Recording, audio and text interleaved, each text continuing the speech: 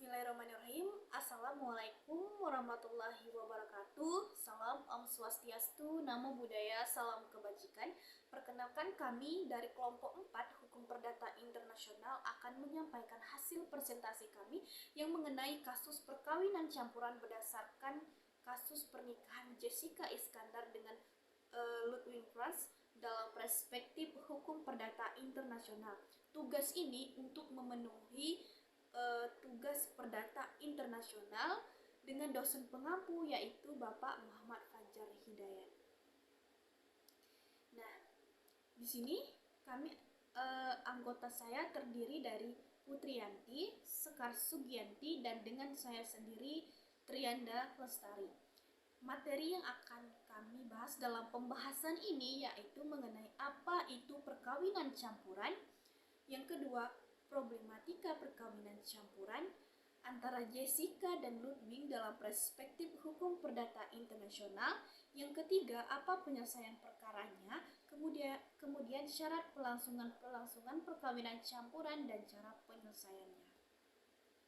Nah, perkawinan itu merupakan hak setiap individu untuk melakukan perkawinan tersebut. Nah, perkawinan merupakan pertalian yang sah antara laki-laki dan perempuan untuk waktu yang lama dalam pasal 26 KUH Perdata, yang dimana perkawinan hanya sah jika memenuhi syarat-syarat yang telah ditetapkan dalam hukum perdata internasional. Nah, di sini dalam pasal 57 Undang-Undang Nomor 1 Tahun 1974 tentang perkawinan campuran. Yang dimaksud dengan perkawinan campuran dalam undang-undang ini ialah perkawinan antara dua orang yang di Indonesia tunduk pada hukum yang berlainan karena perbedaan kewarganegaraan dan salah satu pihak berkewarganegaraan Indonesia. Inilah yang sudah terjadi pada kalangan artis kita, yaitu tentang Jessica Iskandar dengan Ludwig Franz yang mereka sudah melakukan perkawinan campuran tersebut. Sehubungan dalam masalah akta perkawinan nomor 5/A1/2014 yang dikeluarkan oleh pihak catatan sipil Jakarta Selatan, menurut Ludwig, perkawinannya sah menurut agama. Ludwig itu tidak pernah melakukan pemberkatan perkawinan dengan Jessica Iskandar di Gereja Yesus Sejati Jakarta Pusat dengan tata cara agama Kristen. Nah, agama Ludwig itu adalah Katolik dan tidak pernah merasa pindah agama Kristen, tapi menikah dengan tata cara agama Kristen. Kemudian DKI Jakarta dengan membawa persyaratan untuk pencatatan perkawinan juga membawa surat pemberkatan dari Gereja Yesus Sejati. Dari surat tersebut terdapat keterangan bahwa Jessica dan Ludwig mengingat kasusnya tersebut. Nah, kemudian masuk ke dalam problematika perkawinan campuran Jessica Iskandar dengan Ludwig dalam perspektif hukum perdata internasional. Seperti yang sudah saya bahas tadi, perkawinan campuran yang dilangsungkan di Indonesia dilakukan menurut Undang-Undang Perkawinan dan harus memenuhi syarat-syarat perkawinan dalam Undang-Undang Nomor 1 Tahun 1974 yang dijadikan sebagai landasan beda agama adalah pasal 2 ayat 1, pasal 8 huruf F dan pasal 57. Yang dalam terjadi masalahnya itu berbeda agama antara Jessica yang dia itu sendiri adalah agama Kristen dan suaminya sendiri itu adalah beragama Katolik. Nah, di sini pihak gereja itu tidak merasa telah melakukan pemberkatan terhadap perkawinan itu. Ternyata pendeta yang telah diklaim oleh Jessica melakukan pemberkatan itu adalah ternyata fiktif belaka. Tidak ada daftar pendeta yang tercatat dalam Gereja Yesus Sejati. Kasus gugatan pembatalan pernikahan yang diajukan oleh Ludwig kepada Jessica tersebut adalah termasuk ke dalam kasus hukum perdata internasional. karena terdapat unsur asing berupa faktor personal yang status kewarganegaraan, di mana Ludwig adalah seorang warga negara Jerman sedangkan Jessica adalah warga negara Indonesia. Pernikahan mereka dilakukan di Indonesia, di mana kasus ini adalah tentang perbuatan melawan hukum pasal 1365 KUH Perdata, yang dimana menjelaskan tiap perbuatan yang melanggar hukum dan membawa kerugian kepada orang lain mewajibkan orang yang menimbulkan kerugian itu karena kesalahannya untuk menggantikan kerugian tersebut. Yang dilakukan oleh pihak Jessica yakni berupa pembuatan akta nikah berdasarkan bukti-bukti surat palsu. Nah, di sini masuk lagi kepada penyelesaian perkara ke materi berikutnya yang akan dijelaskan oleh rekan saya yaitu Putri Yanti. Terima kasih. Baik, di sini saya akan melanjutkan tentang penyelesaian perkara. Yang pertama tentang titik taut, yaitu titik taut primer dalam kasus ini ialah soal kewarganegaraan, yaitu Ludwig adalah seorang warga negara Jerman, sedangkan Jessica adalah seorang warga negara Indonesia. Yang kedua, titik taut sekunder. Yang menjadi titik taut sekunder kasus ini ialah hukum tempat dilaksanakannya perbuatan melawan hukum karena perbuatan akta pernikahan dibuat di Disduk Capil Indonesia. Yang kedua, kualifikasi yang terbagi menjadi dua, yaitu kualifikasi hukum dan kualifikasi fakta. Kualifikasi hukum yaitu Ludwig selaku penggugat adalah warga negara Jerman dan tunduk pada hukum Jerman, sedangkan Jessica warga negara Indonesia dan tunduk pada hukum Indonesia. Kualifikasi fakta. Kategori yuridis terhadap fakta yang ditemukan menjadikan kasus ini masuk dalam kualifikasi perbuatan melawan hukum karena perbuatan yang dilakukan oleh pihak Jessica yaitu berupa memalsukan bukti-bukti surat untuk pembuatan akte nikah. Yang ketiga, teori Lefori. Teori Lefori menyatakan bahwa untuk menetapkan kualifikasi haruslah dilakukan berdasarkan pengadilan yang mengadili perkara tersebut berdasarkan prinsip kewilayahan dan kedaulatan teritorial, yang merupakan kewarganegaraan pengadilan Indonesia dikarenakan tergugat dalam perkara tersebut tinggal di daerah wilayah hukum Indonesia. Yang keempat, lex causa. Dalam kasus ini, seperti yang sudah diterangkan di atas, karena perbuatan hukum dilakukan di Indonesia, maka lex causa atau hukum sebenarnya yang dipakai untuk mengadili kasus ini juga menggunakan hukum Indonesia. Yang kelima, kewenangan mengadili. Pengadilan yang berhak untuk mengadili kasus ini adalah Pengadilan Negeri Jakarta Selatan, Indonesia, sesuai dengan Lex Fori jadi gugatan perbuatan pernikahan dan pembatalan akta yang dibuat Dinas Dukcapil DKI Jakarta oleh Ludwig selaku penggugat adalah diajukan ke Pengadilan Negeri Jakarta Selatan.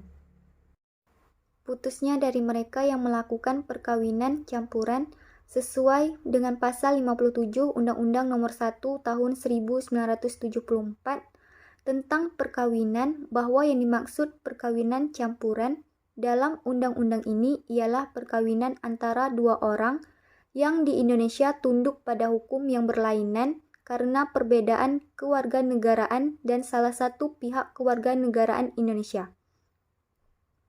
Karena itu, ketentuan baik masalah perceraian maupun hak asuh tunduk pada pasal 41, pasal 45, pasal 47, pasal 48 Undang-Undang Nomor 1 Tahun 1974.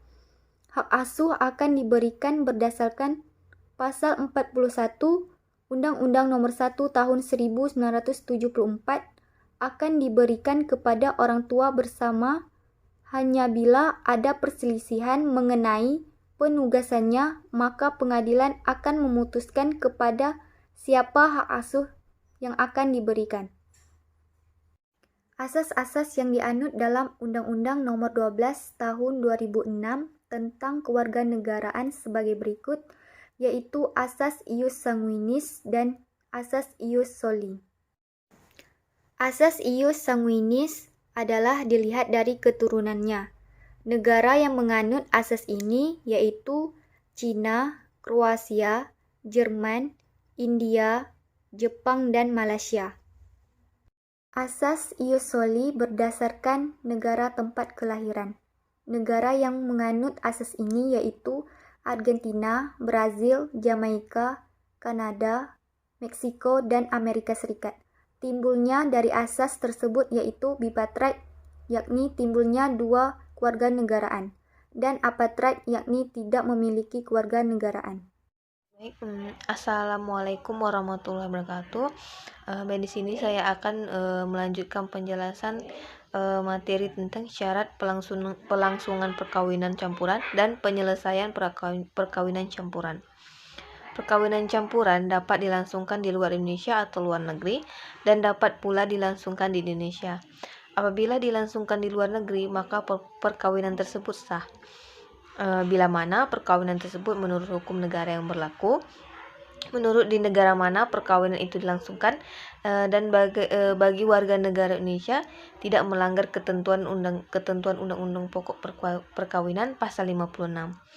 Apabila dilangsungkan di Indonesia, perkawinan campuran dilakukan menurut Undang-Undang Perkawinan ini pasal 59 ayat 2 mengenai syarat-syarat untuk melangsungkan perkawinan harus dipenuhi syarat-syarat perkawinan material yang berlaku menurut masing-masing pihak pasal 60 ayat 1.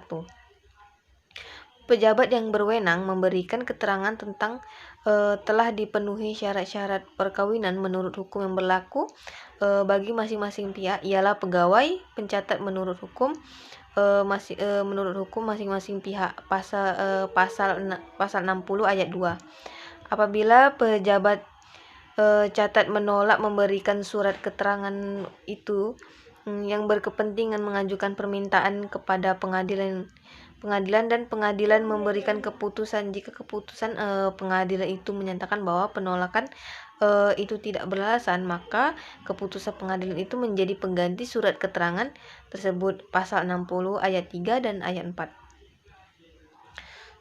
Setelah surat keterangan atau keputusan pengadilan diperoleh, maka perkawinan segera dilangsungkan. Pelangsungan perkawinan dilakukan menurut hukum masing-masing agama. Pelangsungan perkawinan dilakukan di hadapan pegawai pencatat. Tata cara ini dilangsungkan di Indonesia jika perkawinan dilangsungkan di negara pihak lainnya itu, maka berlakulah ketentuan tata cara menurut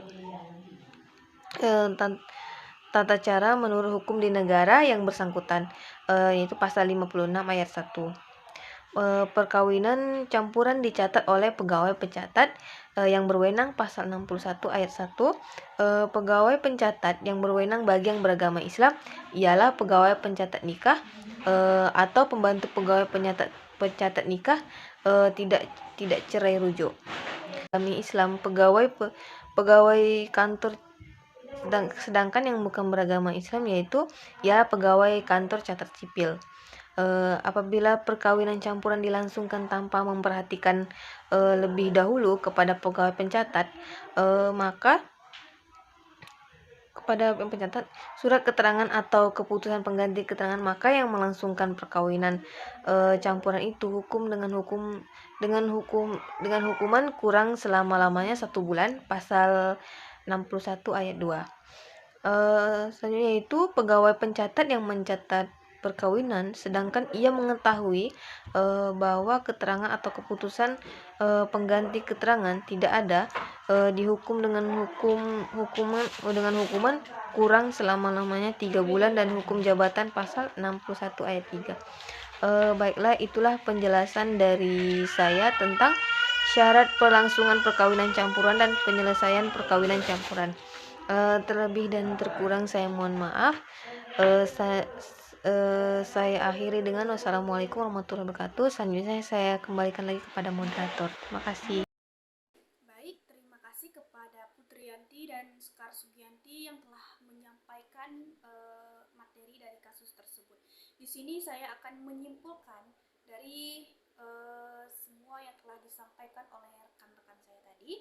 Nah, kesimpulannya, perkawinan yang dilakukan di luar negeri oleh sesama WNI dan WNA dilaksanakan sesuai dengan hukum perkawinan itu dilangsungkan selama WNI tersebut tidak melanggar ketentuan Undang-Undang Perkawinan 16 AB dan tidak melepaskan status kewarganegaraan Indonesia. Nah, perkawinan tersebut wajib dicatatkan pada instansi yang berwenang di negara setempat dan dilaporkan pada perwakilan RI dan harus pula dilaporkan ke instansi pelaksanaan perkawinan di tempat tinggalnya paling lambat 30 hari terhitung setelah mereka tiba di Indonesia, yang dimana dijelaskan Undang-Undang Nomor 23 Tahun 2006. Sering berkembang zaman dan sistem hukum undang-undang kewarganegaraan yang baru ini, penerapan semoga dapat harus dikritis oleh para ahli hukum perdata internasional, terutama untuk mengantisipasi potensi masalah setelah usia 18. Yang dimana ketika mereka melakukan perkawinan campuran dan memiliki anak, maka setelah usia 18 barulah si anak itu diharuskan memilih kewarganegaraan negara mana yang akan dipilihnya. Dalam Undang-Undang Nomor 12 Tahun 2006, anak hasil perkawinan campuran yang lahir sebelum terbitnya Undang-Undang Nomor 12 Tahun 2006 harus dilaporkan terlebih dahulu ke pihak yang berwenang agar bisa mendapat kewarganegaraan Indonesia dalam hal perkawinan campuran WNI dan WNA. Nah, selaku perkawinan campuran tetap berhak atas setengah dari nilai harta bersama, tidak ditentukan lain dalam perjanjian perkawinan. Perjanjian perkawinan adalah salah satu caranya pencegah terjadinya percampuran harta, sehingga harta yang dimiliki oleh masing-masing pihak tersebut tetap menjadi milik masing-masing person atau orang.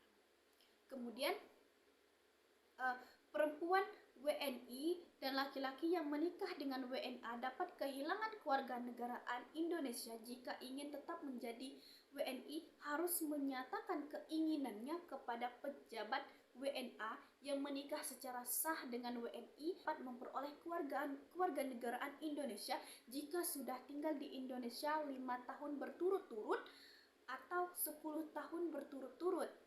Nah, ketika itu maka saran dari kasus tersebut, maka apabila ingin melakukan perkawinan campuran, maka hal yang perlu dipahami dan diingati yaitu agar selalu menjunjung tinggi hak kewarganegaraan Indonesia. Yang kedua, agar selalu mempersiapkan diri dan melengkapi dokumen pendukung hak-hak kewarganegaraan. Kemudian, agar selalu melakukan konsultasi dan registrasi perkawinan campuran di perwakilan Republik Indonesia yang terakreditasi di negara asal suami atau istri warga negara asing. Baik, sekiranya itu saja yang dapat kami sampaikan dalam pembahasan kali ini. Jika ada kekurangan mohon dimaafkan. Wabillahi taufiq wal hidayah. Wassalamualaikum warahmatullahi wabarakatuh. Terima kasih.